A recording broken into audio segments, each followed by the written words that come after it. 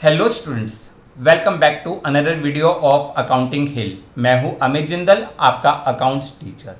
आज की क्लास में हम स्टार्ट करेंगे class 12 chapter 4 change in profit sharing ratio part 4, जिसमें हम पढ़ेंगे revaluation of assets and reassessment of liabilities. Revaluation of assets and reassessment of liabilities ये आपके लिए बहुत इंपॉर्टेंट टॉपिक है। इसको हमने एडमिशन ऑफ पार्टनर के टाइम में भी पढ़ा था। वहाँ पे हमने इसकी डिटेल्ड वीडियो बनाई थी, बहुत सारे केसेस करे थे। जिन भी बच्चों ने वो वीडियो नहीं देखी, नीचे डिस्क्रिप्शन बॉक्स में क्लास 12 पार्टनरशिप की प्लेलिस्ट बनी हुई है, वहाँ पे जाकर आप एडमिशन ऑफ पार्टनर्स की सीरीज़ में आप ये वीडियोस को देख सकते हैं, क्योंकि वो वीडियो और आज की वीडियो बहुत ज़्यादा इंटरलिंक्ड है। क्लियर? अब revaluation of assets and reassessment of liabilities क्यों किया जाता है? बेटा, जब भी आपकी प्रॉफिट शेयरिंग रेशियो चेंज होती है तो आपके असेट्स और आपकी लायबिलिटीज जो होती है वो बुक वैल्यू पे शो होती है, जबकि उनकी मार्केट वैल्यू में भी चेंज, उनकी मार्केट वैल्यू चेंज हो सकती है।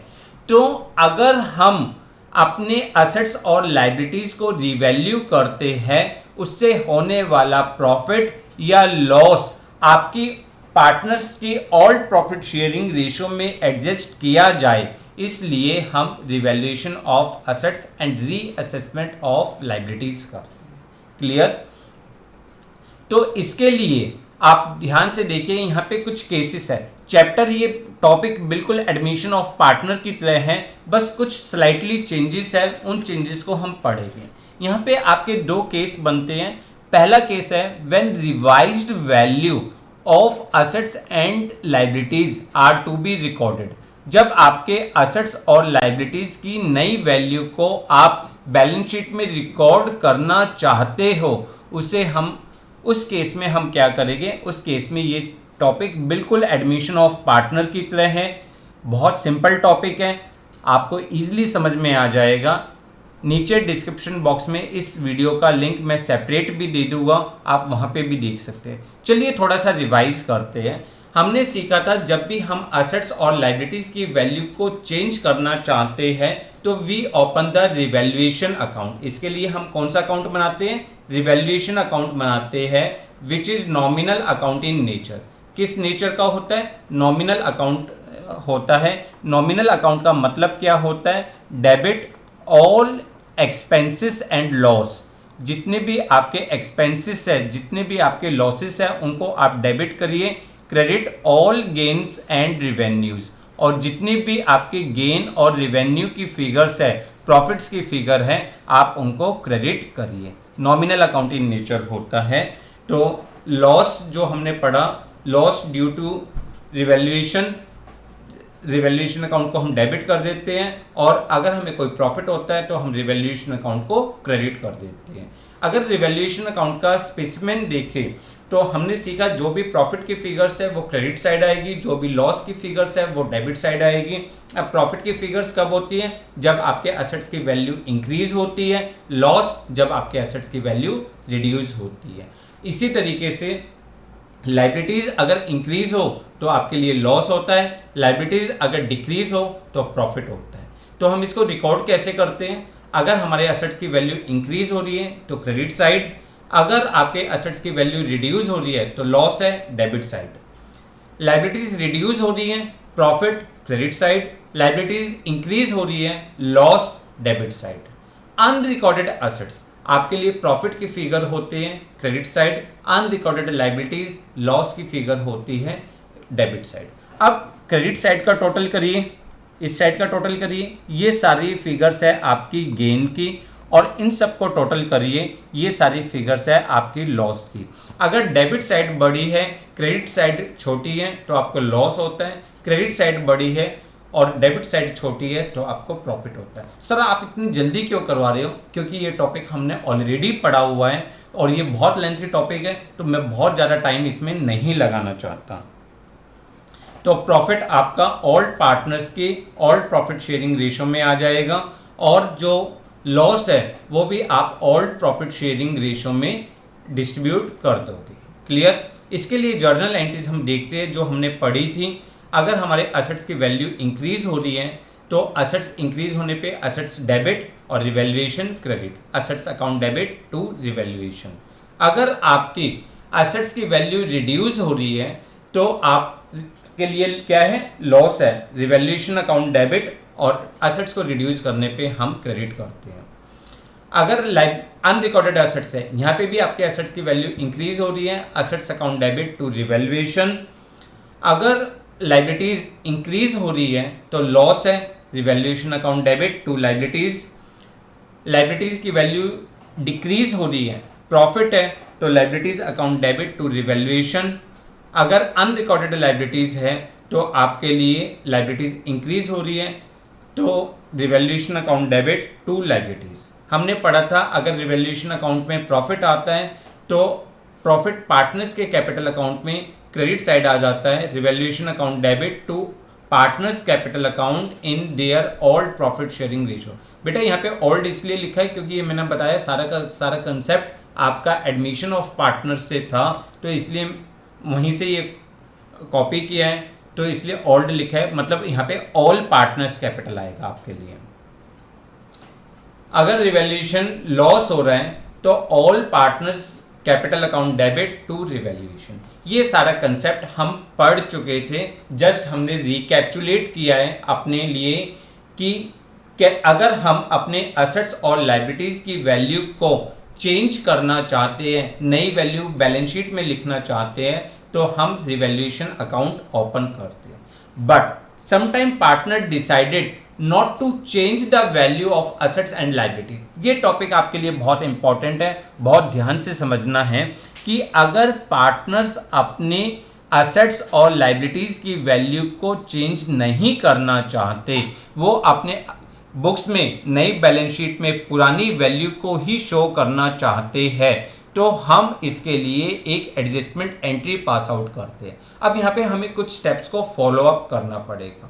कुछ स्टेप्स को किस तरीके से फॉलो करना पड़ेगा, चलिए देखते हैं। सबसे पहले हमें कैलकुलेट करना पड़ेगा net affect of the revaluation.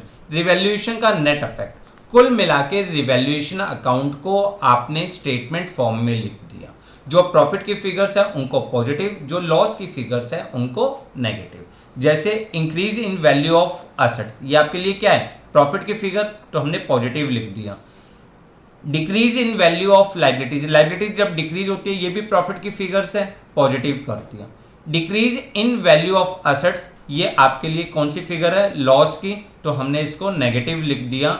अगर आपके लायबिलिटीज की वैल्यू इंक्रीज हो रही है तो ये भी आपके लिए क्या है, लॉस है, और इसको भी अपने नेगेटिव लिख दिया। कुल मिला के जो डेबिट वाली साइड थी उसको नेगेटिव, जो क्रेडिट वाली साइड थी उसको पॉजिटिव, और यहाँ से हमने निकाला नेट अफेक्ट। नेट अफेक्ट का मतलब अगर आपका आंसर पॉजिटिव आ रहा है तो आपको गेन हुआ है, अगर आपका आंसर नेगेटिव आ रहा है तो आपको लॉस हुआ है।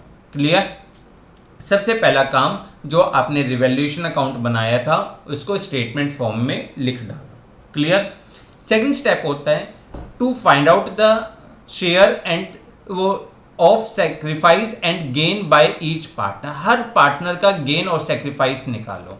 हमने करा था old ratio minus new ratio. अगर आपका आंसर पॉजिटिव है तो उस पार्टनर ने क्या किया है बेटा, सेक्रीफाइस किया है, और अगर आपका आंसर नेगेटिव है तो इसका मतलब उस पार्टनर ने क्या किया है, गेन किया है। Clear. Gain and sacrifice of each partner calculate करिए।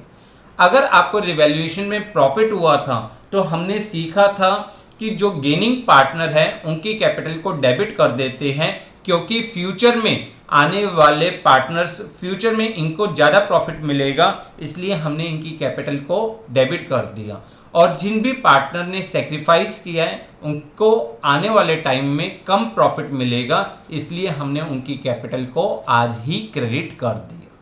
हमने ये सारा कंसेप्ट बहुत डिटेल में पिछली वीडियो में treatment of accumulated profits and losses में भी बहुत ध्यान से वहाँ पे इसके नेट अफेक्ट्स को अच्छी तरीके से समझा था।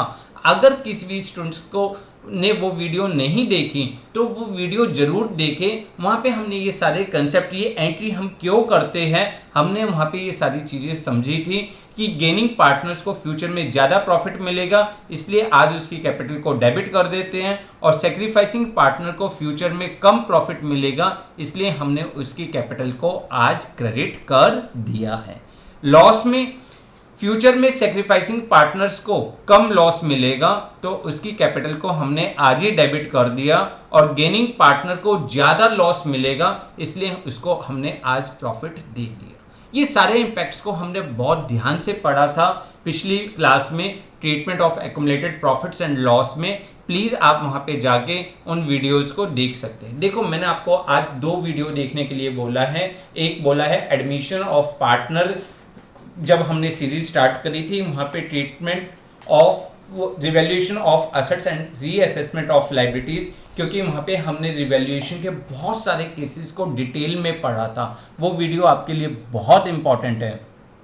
और एक पिछले इस चैप्टर के पार्ट 3 जिसमें हमने treatment of accumulated profits and losses को पढ़ा था, जिसमें इन एंट्रीज के कंसेप्ट को हमने डिटेल में करा था।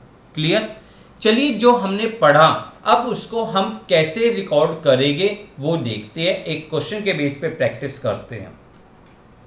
आपकी स्क्रीन पे एक क्वेश्चन है, ABC are partner sharing profit in 5:3:2। They decided to share future profit in the ratio 4:3:3। ये आपके लिए क्या है? ये आपके लिए है ओल्ड प्रॉफिट शेयरिंग रेशो, और ये आपके लिए क्या है? New profit sharing ratio. On this date the following revaluation have been taken. आपको अलग अलग पॉइंट्स दिए हैं कि इन्वेस्टमेंट की book value, revised value, plant and machinery, land and building, outstanding expense, debtors, creditors. Pass and adjustment entry under the following situation. आपको entries, adjustment entries की जगह यहाँ पे आप लिख लीजिए जर्नल एंट्रीज। कई बार टाइपिंग करते हुए बेटा गलती हो जाती है तो इसको नेग्लेक्ट कर दिया करो। जर्नल एंट्रीज पास आउट करनी है आपको in various case.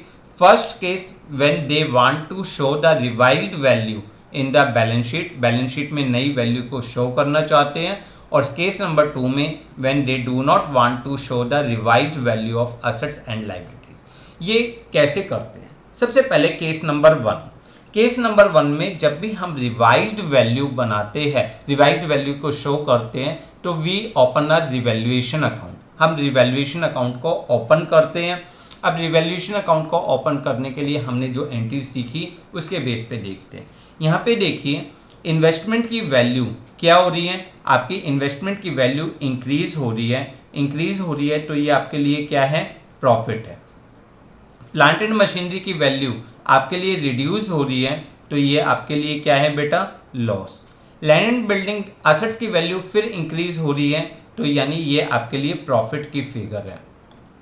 Outstanding expense आपके इंक्रीज हो रहे हैं, लायबिलिटीज इंक्रीज हो रही है, लायबिलिटीज इंक्रीज हो रही है, बट ये आपके लिए क्या हो जाएगा? लॉस हो जाएगा। डेटर्स आपके रिड्यूस हो रहे हैं तो ये आपके लिए क्या है? ये आपके लिए लॉस है। आपके क्रेडिटर्स रिड्यूस हो रहे हैं, क्रेडिटर्स रिड्यूस होने पे भी आपको, मतलब लायबिलिटीज रिड्यूस होने पे आपको क्या होता है? प्रॉफिट होता है। क्लियर? सबसे पहले आपने चेक कर लिया कि आपको क्या क्या प्रॉफिट हो रहा है और क्या क्या लॉस हो रहे हैं। अब अगर हम इनकी एंट्रीज करें तो हमने सीखा था जो भी प्रॉफिट वाली फिगर्स है, एसेट्स इंक्रीज होने पे डेबिट, लायबिलिटीज डिक्रीज होने पे डेबिट, और रिवैल्यूएशन अकाउंट क्रेडिट। यहाँ पे हमारे इन्वेस्टमेंट की वैल्यू इंक्रीज हो रही है तो आपके लिए इन्वेस्टमेंट अकाउंट डेबिट,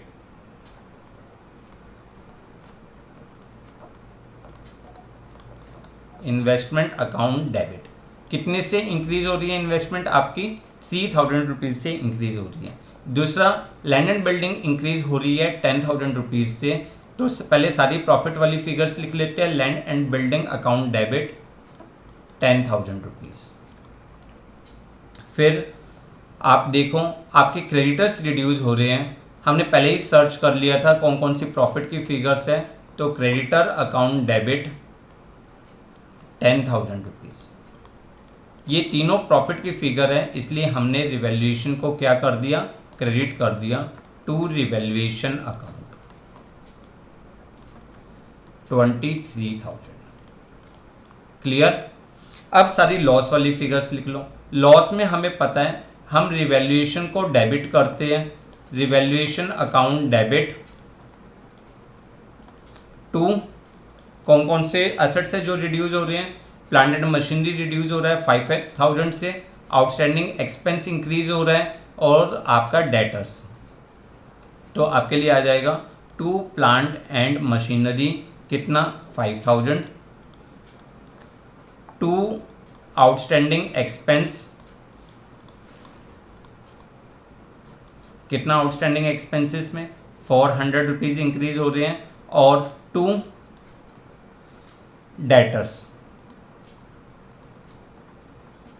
डेटर्स में कितना 10,000 रुपीज़।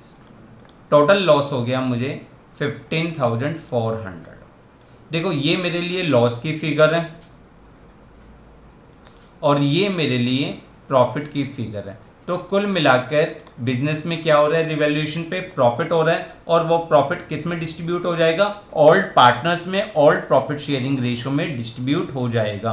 तो आपके लिए एंट्री क्या होगी, आपके लिए एंट्री होगी रिवैल्यूएशन अकाउंट डेबिट। अब कितना प्रॉफिट हुआ, देखो इसमें से इसको माइनस करोगे तो 7,600 टू एज कैपिटल अकाउंट। मैंने आपको पहले भी बताया है कि अगर ये फिक्स्ड कैपिटल मेथड फॉलो करते हैं तो करंट अकाउंट आ जाएगा, to A's capital account, to B's capital account, to C's capital account. 7,600 को हम ऑल प्रॉफिट शेयरिंग रेशो 5:3:2 में डिस्ट्रीब्यूट कर देंगे। इसका मतलब 3,800, 2,280 और 1,520। क्लियर। तो ये क्लियर है आपको। और जब हम नई बैलेंस शीट बनाएंगे तो जो भी ये वैल्यूज़ है ये नई बैलेंस शीट में आपकी आ जाएगी, न्यू बैलेंस शीट में। ठीक है, ये वाली सारी वैल्यूज़ कौन से केस में, फर्स्ट केस में। क्लियर। अब second case, when they do not want to show the revised value of assets and liabilities in the balance sheet, यानी they do not want to alter the value, वो value को change नहीं करना चाहते। तो हमने सीखा सबसे पहले आपको नेट अफेक्ट निकालना है, दूसरे नंबर पे आपको गेन एंड सेक्रीफाइस निकालना है, फिर प्रॉफिट या लॉस के अकॉर्डिंग एंट्री करनी है। तो अभी हमने जो सीखा, सबसे पहले हम क्या बनाएंगे, हम केस नंबर 2 करेंगे। यहाँ पे हम लिखेंगे स्टेटमेंट शोइंग अफेक्ट्स। कौन कौन से पॉइंट्स है जो अफेक्ट्स करते हैं वैल्यू को। अब यहाँ पे देखो, आपको पता है आपके एसेट्स की वैल्यू क्या हो रही है, इंक्रीज हो रही है इन्वेस्टमेंट की। तो increase in investment, increase in investment, आपके इन्वेस्टमेंट की वैल्यू इंक्रीज हो रही है। कितनी इंक्रीज हो रही है, 3,000 रुपीज़। ठीक है। फिर आपके प्लांट एंड मशीनरी की वैल्यू रिड्यूस हो रही थी, यहीं से देख लेते हैं। प्लांट एंड मशीनरी रिड्यूस हो रहा है 5,000 रुपीज़ से, तो आपने reduce in plant and machinery 5,000 rupees. Clear. फिर आपके लैंड एंड बिल्डिंग इंक्रीज हो रही है, increase in land and building कितने से इंक्रीज हो रही है, आपके 10,000 से इंक्रीज हो रही है 10,000 पॉजिटिव। क्लियर। फिर आपके आउटस्टैंडिंग एक्सपेंस इंक्रीज हो रहे हैं, आउटस्टैंडिंग एक्सपेंसेस इंक्रीज हो रहे हैं, ये आपके लिए लॉस की फिगर होती हैं, 400 से लॉस हो रहा है। फिर देखो आपका नेक्स्ट पॉइंट क्या था, डेटर्स रिड्यूस हो रहा है और क्रेडिटर्स इंक्रीज हो रहा है। तो रिड्यूस इन डेटर्स, जितने भी डेटर्स रिड्यूस हो रहे हैं तो कितने रिड्यूस हो रहे हैं, 10,000 रुपीज़। और आपके क्रेडिटर्स भी रिड्यूस हो रहे हैं, क्रेडिटर्स वो 10,000 प्रॉफिट की फिगर है। कुल मिलाकर आपके लिए क्या आया, गेन ऑन रिवैल्यूएशन। रिवैल्यूएशन पे आपका निकला प्रॉफिट। कितना प्रॉफिट निकला? 7600। पहला स्टेप हमारा कंप्लीट हो गया कि प्रॉफिट या लॉस को कैलकुलेट करिए। सेकंड स्टेप है gain and sacrifice of each partner निकालो। देखो ओल्ड प्रॉफिट शेयरिंग रेशियो कितनी थी आपकी? 5:3:2 और न्यू प्रॉफिट शेयरिंग रेशियो 4:3:3। तो कैलकुलेट करते हैं। ए की ओल्ड रेशियो है 5/10, न्यू रेशियो है 4/10, तो दिस इज 1/10। ये उसने क्या किया है बेटा? सेक्रीफाइस किया। बी के लिए कैलकुलेट करते हैं। बी के लिए हो जाएगा 3/10 माइनस 3/10। ओल्ड भी यही है, न्यू भी यही है, कोई इफेक्ट नहीं आया। सी के लिए है 2/10 माइनस कर दो 3/10, दिस इज इक्वल टू -1/10। ये उसके लिए क्या हो गया? गेन हो गया। अब हमें रिवैल्यूएशन में प्रॉफिट हुआ है तो हमारी एंट्री क्या होगी? Gaining partners account debit to sacrificing partners. A is capital account debit, sorry C is capital, C को गेन हुआ है और सेक्रीफाइस किसने किया है? ए ने किया है टू एज कैपिटल अकाउंट। कितना? जो आपका प्रॉफिट हुआ था 7600, इसको आप कर दीजिए 760 एंड 760। क्लियर? सी का कैपिटल डेबिट हो जाएगा और ए का कैपिटल क्रेडिट हो जाएगा। और जब आपकी नई बैलेंस शीट बनेगी तो वहाँ पे आपकी यही वाली वैल्यू बैलेंस शीट में रहेगी। सेकंड केस में आपकी जो पुरानी वैल्यू है वो ही बैलेंस शीट में रहेगी। क्लियर? कंफर्म? ध्यान से देखो, इसके इम्पैक्ट को हमने समझा था। अगर हम 760 को ऑल प्रॉफिट शेयरिंग रेशियो में बांटे और न्यू प्रॉफिट शेयरिंग रेशियो में बांटे तो हमें पता लगेगा सी को फ्यूचर में जो है 760 रुपीज़ का प्रॉफिट होगा, इसलिए हमने उसकी कैपिटल को आज डेबिट कर दिया। और ए को फ्यूचर में 760 रुपीज़ का लॉस होगा, इसलिए उसकी कैपिटल को हमने आज क्रेडिट कर दी। क्लियर? आप इस कंसेप्ट को बहुत अच्छी तरीके से पढ़ के रखिए। और अब आपके change in profit sharing ratio के सारे कंसेप्ट कंप्लीट हो गए हैं। अब नेक्स्ट क्लास में हम एक लॉन्ग क्वेश्चन करेंगे और उसके बाद हमारा ये टॉपिक कंप्लीट हो जाएगा। जिन भी बच्चों ने अभी हमारा चैनल सब्सक्राइब नहीं किया वो हमारे चैनल को सब्सक्राइब करिए, बेल आइकन को प्रेस करिए ताकि आपको आने वाले नोटिफिकेशन मिलते रहें। और वीडियो को लाइक और शेयर करना तो मत भूलिए, क्योंकि इससे हमारा हौसला बढ़ता है, हम आपकी बहुत ज़्यादा हेल्प कर पाते हैं। Thanks a lot for watching the video.